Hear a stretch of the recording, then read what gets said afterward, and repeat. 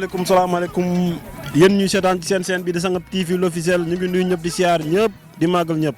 tey nag ñu ngi fii ci Sangap di def benn final fii nii muy Sangap ak Mbap léegi ñu ngi taxaw ak benn coach lañ ko mën a wooyee wala organisateur mu ngi taxaw ak benn grand El Hadj Touré moom itam grand la ci dëkk bi nekk responsable aussi Babacar Mbaye nag lañ koy wooyee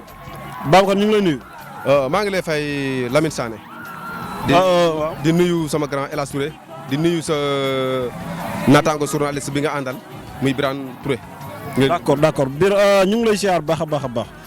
gis nañ ne tey ñu ngi organiser fii benn final yow yaa ko organiser bëggoon nañu xam tournoi bi nan la tudd. waaw tournoi bi ni mu tudd c'est simple ndaxte dañoo xool ne fii penku bi li bokk ci commune Médina Sabakh dafa am dëkk yu faree ci penku bi te dëkk yu bëriwul léegi ñu ne nañ organiser wu def benn zone comme que dëkk yu bëriwul ñu fi fubalee nawetaan ren looloo ma xiir ci dugg ci nawetaan organiser ko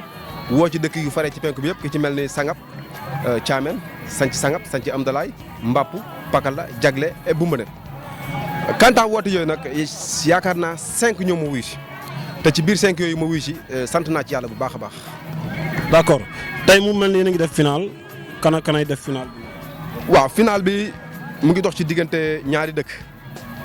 ak dëkk bu nekk sa ASC bopp Mbapp moo yore ASC Déggo mooy final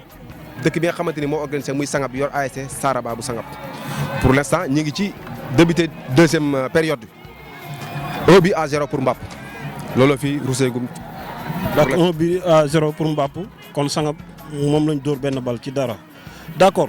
mu mel ni da ngeen ko parrainé benn jàmbaar ju am solo benn kilifa gu mag ci réew mi kenn dootu ko présenté parrain boobu nan la tudd. waaw ci wàllu parrain boobu noonu dinaa ci xóotal tuuti parrain bi mu ngi tudd Pape Demba Bitèye mais dafa am fu ñu ko jaaree booy dugg ci kër da nga koy jaaree ci bunt mais boo bëgg a jaar ci fenêtre rek mën nañ am luñ la jiiñ dañu jaaree ci Modou Touré mi nga xamante ni am na relation ak Bitèye yàlla ak Modou Touré la dañu waxante dëgg rek Bitèye awel na délégation ndax ci biir yebal bi ñun am na lu ñu ci bëgg ndaxte commune Médina Sabakh ba léegi du ma ne commune sax dama naan arrondissement Médina Sabakh ba léegi am na dëkk yoo xamante amuñ électricité te jitteewoon nañ ko rawatina équipe bi final nii ASC Déggo bi dëkk Mbap Jagle mu ngi fi Pakala mu ngi fi amaguñu courant te bëgg nañ incha allah ñu am courant plus sanc Mbambara bëgg nañ dëkk yëpp am courant waaw lépp ñu ngi koy teg ci loxo moo Touré pour mu yeggee ko DG incha allah. d'accord non seulement moom mooy parrain bi aussi mais mooy directeur général de la Sénélec wala de Sénélec voilà alors mu mel ni dafa indi teraanga yu am solo pour ndaw ñi waaw gis nañ li mu indi ndaxte ku xool trophée bee wax dëgg yàlla xam ne trophée la ku xool jeu de main yi xam ne wax dëgg yàlla jeu de main la ku xool ballon yi xam ne ballon la ku xool leneen lim ñu indil xam ne def na dara wax dëgg yàlla def na dara. beneen bi mooy ndaw ñi am nga message pour ñoom par rapport ak jouer football fair play la game la fo la entre football dafa war a mën a boole nekk collectif ñu bokk ndey ak baay pour nga wax leen ne leen que le meilleur gagne Mbapp ak Sangap ñoo bokk ndey ak baay bu football bi jeexee leneen mooy ñëwaat joueurs yi comprendre ko noonu supporters yi Sangap yi ak Mbapp yi comprendre ko message bi quoi. en tant que président zone loolu dama ko yàgg a lancé ci début compétition bi ci laa ko lancé woon ne leen lii fo ak ree la sport dafa war a boole mais warut xaajale yàgg naa ko fi wax dama ne leen Sangap gagne sama ndam la comme que final lañ ko ci jàmm Mbapp gagne sama ndam la comme que final lañ ko ci jàmm. keneen ak keneen bu ñu final woon tamit gagné ko tamit sama ndam la ndaxte final nañ ko ci jàmm ak salaam yàgg naa leen woo boo gisee ñu doon rassembler penku bi ngir lan ngir gën a boole nit ñi xam ne sport yi fi passé woon ak yi xew léegi du benn xëy na sax sport mosul changé mais nit ñi seen gis-gis yi ñoo bokkul te bëgg naa ñun ndaw yi ñu gën a joxante loxo ànd booloo nekk benn lépp luñ soxla ci mu jëm ci wàllu jeunesse ak sport ñu mën ci teg ci ndox. en plus dinañ sant foofu noonu danañ fa dugal benn point bu am solo di sant comité sport et jeunesse bu nekk ci commune Médina Sabakh kii jiite ko di Medoune Camara di ko ci sant bu baax a baax ndaxte ñoom ñoo ñu teete bañ toll fii tey kon dinañ ko sant bu baax a baax di ko ci gërëm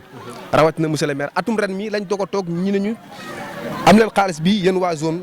penku bi mu ngi doog a am atum ren mi man maa ko jëlee mu nekk 150 000 zone penku bi bokk ko te loolu mu ngi doog a am ci sport dëkk yi ci bokkoon nag yëpp yàlla lancé naa leen message bi xam nañ ko ne am nañ ko fi kon maa ngi leen ciy sant waaye mairie ci côté boobu di leen gërëm. d'accord merci Babacar Mbaye ñu ngi lay jaajëfal Sangap TV mu ngi la gërëm bu baax a baax di la sant. ok merci beaucoup ñu ngi leen di sant di leen gërëm yéen tamit di leen ñaanal yàlla. mbir mi dem ba law ba ngeen am seen télé. amiin bopp télé boo xamante ni foo toll ci àdduna bi da nga koy mën a am. incha allah di sant suñu grand frère El Hadj Touré moom mag la ci. grand Modou Touré mi nga xamante ni tey moom moo ñu ko lekk monsieur Biteye. di sant sa caméraman monsieur Birane Touré. d' accord jërë ngeen jëf. d' accord damay ñëw ci grand El Hadj Touré aussi. parce que moom grand El Hadj moom dafa nekk grand boo xam ne dafa encadré ndaw ñi. ba boo leen fekkee aussi da ngay gis ne moom ndaw ñi ñooy morom. ñooy ay morom doo xamee ku mag te loolu yëpp wàccee boppam. gis ne ndaw boo bëggee ànd ak moom da ngay wàcce sa bopp ba toll ni moom soo ko mën a jëflante ak ñoom moo tax ndaw ñi aussi fu mu leen woo dañuy ñëw ci woyee faayam la aussi te lu mel ni football ak organisation yeneen ak yeneen ci wàllu ndaw ñi da nga ko fay fekk muy organiser wala muy jàppale ñu koy organiser mu ngi nii nag ci final bi grand El Hadj ñu ngi lay nuyu. ñu ngi lay fay wan jënguwaan di nuyu gars yi yëpp di nuyu caméraman bi taxaw di Birane Touré di leen jaajëfal di gërëm ñëpp rek waa Sangap TV officiel. defe naa seen micro maa ngi ciy doog a wax nii mais li nga wax lu am solo la di leen ñaanal jàmm bu baax a baax a baax a baax di ñaan télé bi dem ba ay doon ay télé bi jaay Rasulullah voilà final bi nag neex na trop macha allah comme ni nga ko waxee booy ñëw nañ organiser nañ Mbapp ak Sangap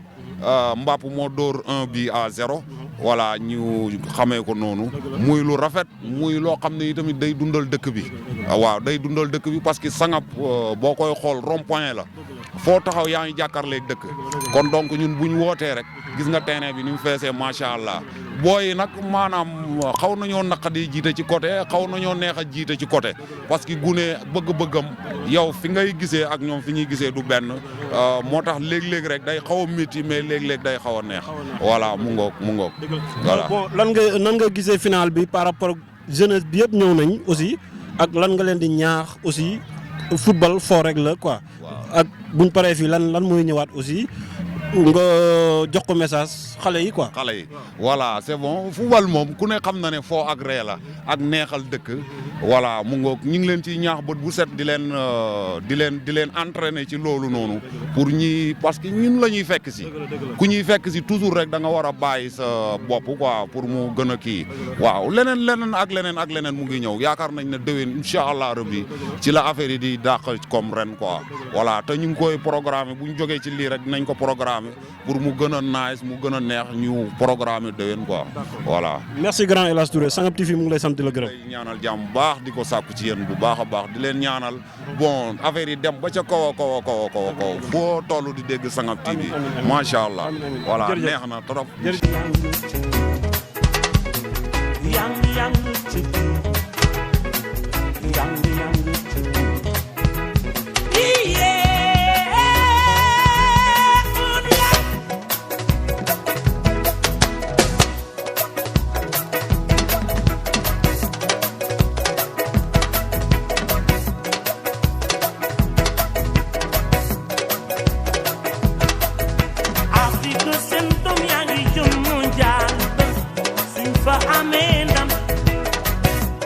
fàttali ñu sa tur.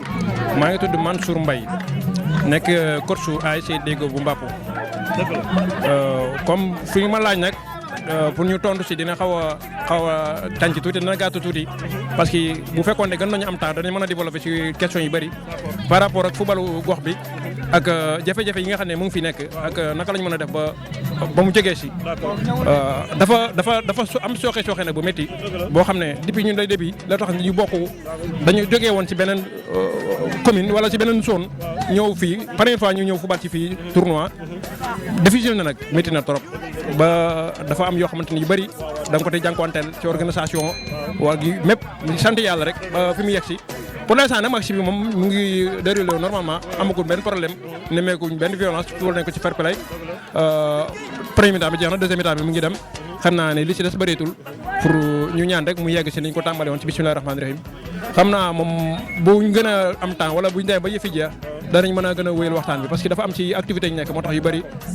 day xat ci ñun trop pour ñuy defa communication ak yéen. ñu ngi ci deuxième mi-temps mën nga ñoo wax fu match bi toll ñaata la. match bi pour l'instant nii de ASC Deggo moom amagu mu 1 ñële 0 ASC Sareba. but bi ñu ne hors-jeu la ñu ne hors-jeu.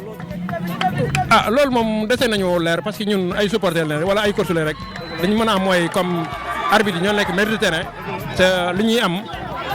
ñun mënuñ ci seen décision mënuñ koo contester lu bari parce que ñoom lañ fi teg comme ñu war ñu àtte équilibré distance su sëbi ak nu mën a normalé comme seen décision duñ mën lu ñu ànd seen ñoom parce que boo xoolee ñun njëkkoon nañu am góol daf ko refusé bi mu ko refusé tamit dañuy xam fair play dañuy am fair play ak sportivité ñu xam ne lii moom sport bi ñoo ànd ñu annulé góol boobu ñu continuer di jouer ñun gëm-gëm bi ñu amoon mooy depuis le début dañ gëmoon ne dañuy am ñëw fii pour wuti fi dara jooju nag ci lañ ne ba léegi nii moo tax bañ jàppee ba léegi bàyyiwul boo xoolee bi moo nekk si 5e match voilà. gis nañ ne ASC Déggo bu Mbapp dañu ñëw attaqué ASC Saraba dominer leen quoi yéen force bi ngeen ñëwee noonu force boobu moom nu mu demee noonu force boobu am na doole de. moom liggéey la rek xam joueurs yi ñoom dañu am joueurs yoo xam ne joueurs yu am talent lañ rek xam na li ci desoon mooy naka la ñu mën a exploiter ba wane seen talent xam nga loolu rek moo ñu xaw a dese xam nga boo xoolee gox yi nii am na si certaines ASC yoo xamante ni mën nañu am sax centre de football mais boo xoolee bii ba Nioro benn centre nga fi tudd wala ñaar bi yeneen dëkk yëpp mi na saba comme peut-être mënoon am centre ba poste kër yi mënoon am centre mais dañ fay ñu ko si terrain vague yi lañ nekk di football comme ñun di rek loolu tax comme talent bi mu ngi fi naka lañ mën a def ba exploiter leen ba wane leen loolu moo des ñun suñu jéego te ñun fi ñu bëgg-bëgg bi ñu am wala gëm-gëm bi ñu am dañ gëm ne joueur li mu mën daf ci war a dund nit boo jéemee ba mën dara daf la war a jëriñ loolu moo tax nag ñun ñuy profité wala ñuy am occasion bu bari pour liggéey di gën a mën a wanele nit ñi ak population bi nii waaw. gis nañ ne aussi waa Mbapp ñëw nañ en masse ñëw nañ ci ay oto ay sareet ñi di mën a dox macha allah ñëw nañ présentement ba si jigéen ñaa aussi itam mbaa yaa ngi leen di fàttali supporters yi na leen Sangab ak Mbapp ay mbokk lañ li football la mais nag ay mbokk lañ de. communication boobu duñ ci dañ di ci jógee. boo xamee suñu début waxtaan yi njëkk yi dana leen ko raté mais ñun ci gëm-gëm mi ñu amoon dañ leen waxoon ne suñu amee sax 4 match ñu war a siyam comme match poule de 5 la suñu doonoo suñu 3 match suñu 4e match sax pour fair play wala sportivité danañ tax bañ mën a ñëw si suñu 4e match bi waaw ñun moom amuñu kii fépp ñu di woo rek ànd ak discipline gu mat rek la ñu am yar. merci Mansour Sangab TV mu ngi lay sant di la gërëm. maa ngi leen di gërëm ba ñu la jaajëfal baax yi merci jërëjëf.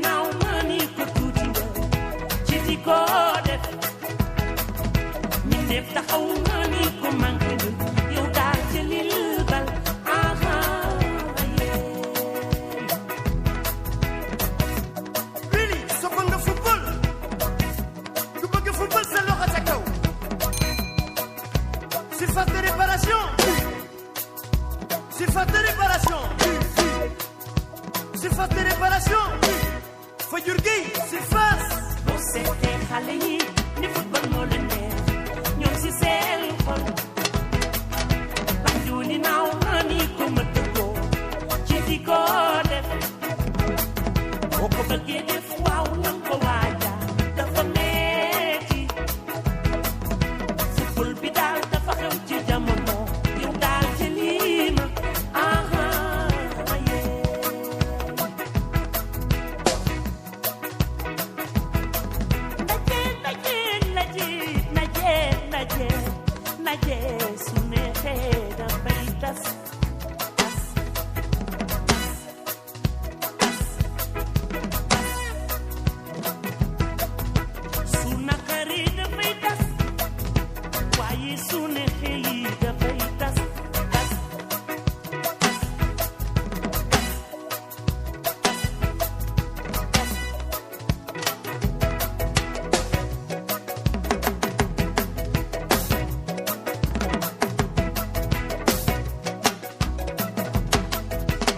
mondial 98 tekkil nga cosaanu football moo leen neex.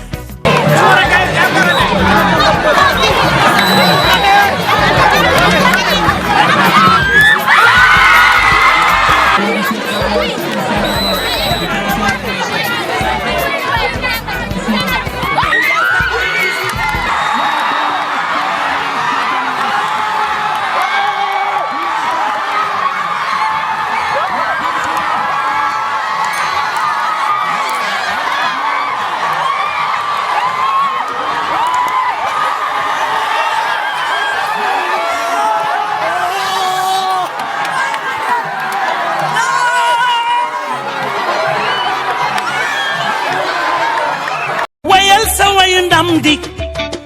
dangay béggal sa xol bi ndax yaa yor bànneex bi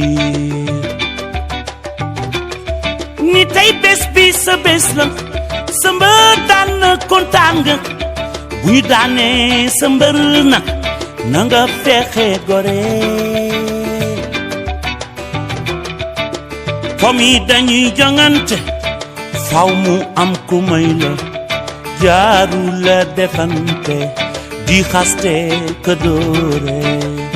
jongante foo ak ree la boo gañee foo ak ree la boo ñàkkee foo ak ree la lépp ci foo ak ree la buñ la gaañee boo ko gaañee daalal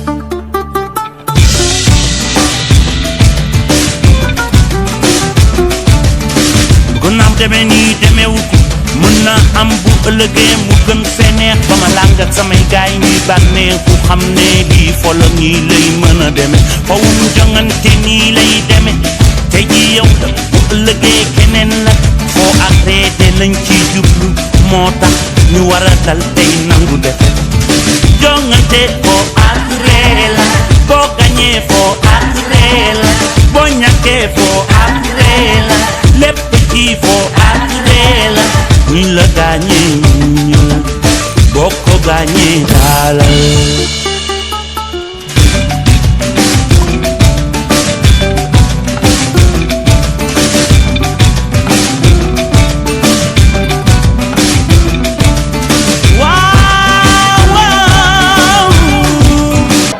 ñu ngi leen di nuyu bu baax a baax di wax ci kàddu yi ñuy jël ñu ngi koy jël ci turu Pape Mademba Bitèye bi nga xam ne moom moo parrainé seen final bii di nuyu jeunesse bi yëpp di nuyu sportif yi nga xam ne ñoom lañ fekk fii di wax rek également ne li ñu fekk fii tey vraiment suñu xol sedd na ci ndax ñun ñii bokk ci ñi diriger délégation bi ay sportif lañ dañoo diriger ay instance sport yu nekk Kaolack donc gis nañ fii ay talent yoo xam ne vraiment dal nañ suñu xel maa ngi wax sànq Modou ne ko xale yi il faut que ñu may leen sens parce que gis naa ko ci surtout ci côté déggoo bi ak ci côté beneen ASC bi nga xam ne ñooy vainqueur bi mooy Saraba donc gis nañ ay jeunes yoo xam ne vraiment jeunes yu am talent lañ di leen gërëm di gërëm dëkk bi di wax aussi ci turu coordinateur bi nga xam ne mooy Alsane Ndong te vraiment moo doon coordonné activités yi bañ mën a yegg si fii di leen jaajëfal di leen jottali kàddu parrain bi nga xam ne mooy Pape Demba Bitèye dafay wax ne yéen jeunesse bi nga xam ne yéen lañ fekk fii nañ leen xamal ne Pape Mademba Bitèye fépp fu jàmm am fépp foo xam ne ñi ñaa ngi fa dëkk fas yéene fa jël ay matuwaayam pour àgg fa parce que boo ngeen xoolee li ñu def ci ay kilomètres tey pour yegg si fii c'est parce que dëkk bee ko jar c'est parce que jeunesse bee ko jar tey ñu toll ci moment boo xam ne tey dañu war di waxtaan ak jeunesse bi surtout Pape Mademba Bitèye sant ñu yëpp ñu nañu fépp foo xam ne ay jeunes a nga fa fépp foo xam ne am na ay doléance jeune fexe leen ba fu ñu mën a nekk ci Sénégal ngeen fekk leen fi warati na fii si Saloum moo tax ñu fekk leen fi tey di leen waxal ne Pape Mademba Bitèye ubbil na leen seen porte parce que da ngay dëkk ci dëkk bi ñu ne courant bi fi nekk yëpp moo ko fi indi dëkk yi amuloon courant Pape Demba ko indi mais loolu moo gën a tuuti ci li nga xam ne Pape Demba Bitèye fas yéene na ko ak jeunesse bi nga xam ne ñoo nekk Saloum léegi di leen ñaan ñu jàppalante ak Pape Mademba Bitèye que vraiment lépp lu ci ngeneel dina am ci ànd bi di gërëm Mor Touré bi nga xam ne moo indi lii parce que tey buñ mënee yegg si fii ci Mor Touré la di ñaan mbooloo mi ñu tàccul Mor Touré bu baax a baax a baax parce que moo tax ñu xam dëkk bi moom moo ñu boole ak waa dëkk bi moo tax Pape Mademba Bitèye yaatal lu bëri ci courant fii te su ko neexoon comme liñ ko waxee ci biir waajuram su ko neexoon mu topp intérêt personnel am mais tey lépp lu muy wax pour dëkk bi la lépp bu muy wax pour tund bi la donc lu fi am tey rek yàlla ak moom la donc ñu ngi koy gërëm di ko sant di ko bàyyee kàddu yi parce que tey ñun dañ fee ñëw ci ginnaawam mais délégation bi moo ko jiite coupe bi ñu war a jox vainqueur yi moo ko war a joxe donc moo fi taxawal Pape Mademba bi tey maa ngi leen di gërëm di leen sant. salaamaaleykum bokk arrondissement bu Médina Sabax bokk département bu Nioro bokki dëkk bi maa ngi leen di nuyu bu baax di leen ñaanal jàmm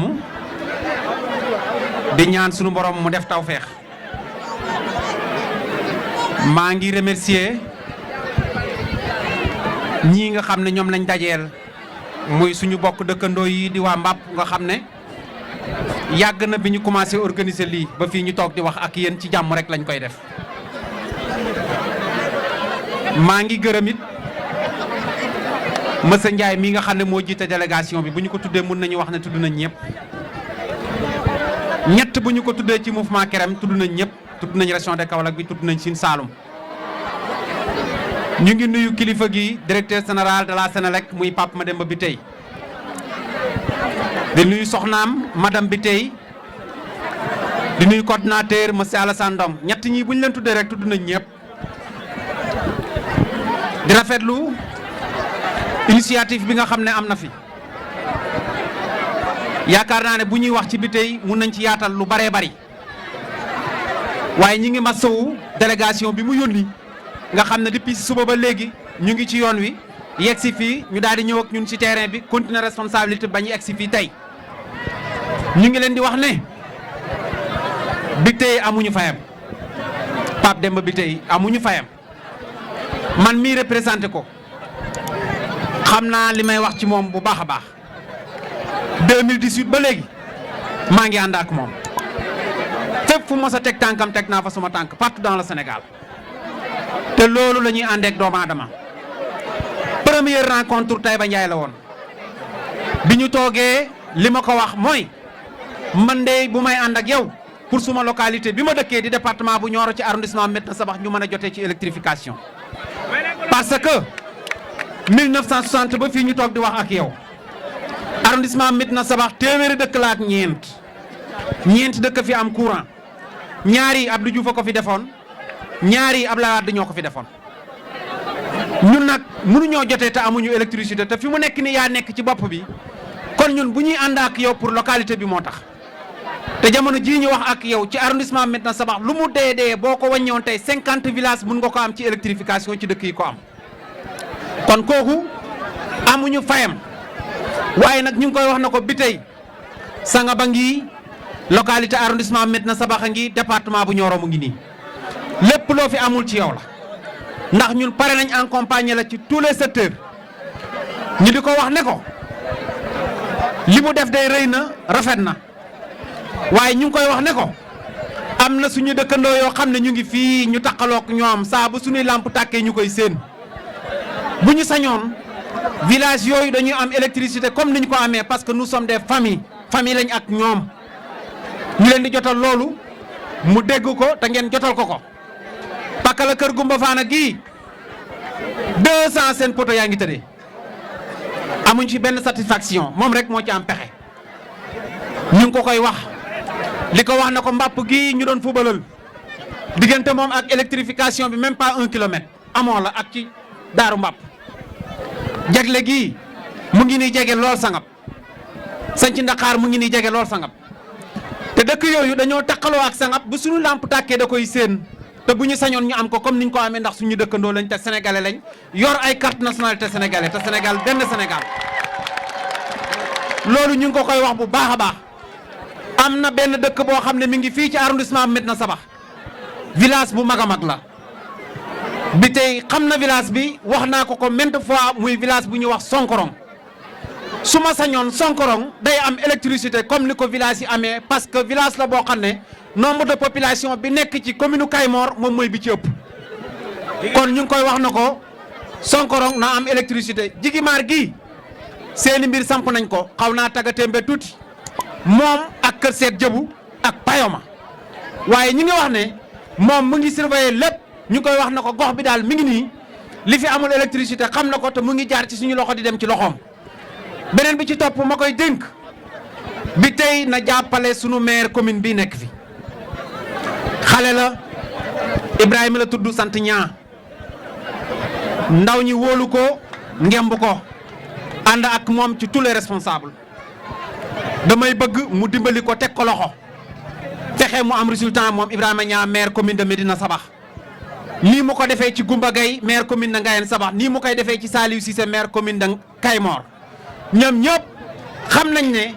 Pape Mademba Bitèye su fekkoon ne àndul woon ak ñoom jàppale leen ci responsabilité yi ak nii ma ko représenté amul ci kenn ko sañ a taxaw pour laaj deuxième mandat ci maire rawatina 15 communes du département bu Nioro kon Bitèye liggéeyam avec le président de la république Macky Sall ñun loolu umpale wuñu ko te nag ñu ngi koy wax ne ko madame Bitèye na fexe def descente ci arrondissement bu Médina Sabax commune bu Médina Sabax ci arrondissement Médina Sabax ci département bu Nioro parce que tous les groupements de femmes de département bu Nioro ñu ngi laaj madame Bitèye loolu développement la avancement la yokkute la te ñu ngi koy wax na ko buy ñëw ministre de la femme na ànd ak moom indi ko ci localité bi indi ko ci secteur bi parce que lu fi mosta am bëgg nañ mu def ko fi kon Bitèye gox baa ngi arrondissement baa ngi département baa ngi représenté nañ la fii te ñun du ñu dellu ginnaaw ci sa responsabilité ndax lu ñu amutoon te mu jaaxaloon ni ca mënuñu ko am ci yow lañ ko amee mu jaaree ci président de la république Macky Sall ndax wóolu gim la wóolu te ñun xam nañ ne électricité mooy développement mooy avancement ku ko amul munoo dem fenn jamono yi ñu doon ko waaj a fal ñun xamoon nañ fi courant bi nekkoon démb ak fi mu nekk tey pour mu doon coupé da doon def 24 heures sur 24 mënuloo am électricité bu doy avant Bitèye di ñëw ñun loolu xam nañ ci dara. tailleur bi ne ci marché bi balaa daan def dara day xaaj salaire am jëndee ko groupe électrogène di xaar pour mën a eggale liggéeyam loolu bi Bitèye ñëwee ak léegi loolu jógee na fi. kon ñu ngi koy wax na ko luñ ko dénk matee na ko xam na ko xam-xamam màcc na ci te mu ngi koy liggéey dans norme sénégalais jot nañ ci dans norme xalangu nag dajul suuf waaye ñi ngi wax na gën a yaatu na gën a rafet pour population bi mun a jot seen bopp dans norme ñu ngi leen di gërëm bu baax di leen sant bu baax di leen ñaanal jàmm di wax ne bég naa kontaan naa bu baax 2018 ba léegi ngay ànd ak nit ki mu ñëw tey population bi yëpp teew ñu teew loolu man sama xol dafa sedd maa ngi nuyu chef de village sama mag parce que jàppale na ma ci lépp képp koo xam ne yaa ngi représenté Bitèye ci localité bii ginnaaw yàlla ak yonent bi man maa la ko xamal ba tax nga xam ko te loolu dama koy continuer te incha allahu rabbi nii ñu koy defee fii fas nañ yéene dugg ak yéen biir Casamance am na village yu fa nekk yoo xam ne Bitèye dina fa teg tànkam te danañ ànd ak moom accompagner ko pour mu liggéey Sénégal bu soobee yàlla ak yonent bi jërë ngeen jëf sant nañ leen gërëm leen bu baax du nuyu Alaaji Ousmane Touré du nuyu imam sëñ Daara Baye Cheikh Thiam ndax ñooy samay kilifa ci dëkk bi du nuyu sama wayjur wax dëgg yàlla sant naa yàlla bu baax kontaan naa bu wér ñu ngi leen di sant di leen gërëm di gërëm département bu Nioro di gërëm région de Kaolack jërë ngeen jëf. wayal sa wayu ndam di da ngay béggal sa xol bi ndax yaa yor bànneex bi ni tey bés bi sa bés la sa mbër daan na kontaan nga bu ñu daanee sa mbër na nga fexe gore comme yi dañuy jongante faw mu am ku may la jaaru la defante di xaste ka doore jongante foo ak ree la boo gañee foo ak ree la boo ñàkkee foo ak ree la lépp ci foo ak ree la buñ la gaañee boo ko gaañee daalal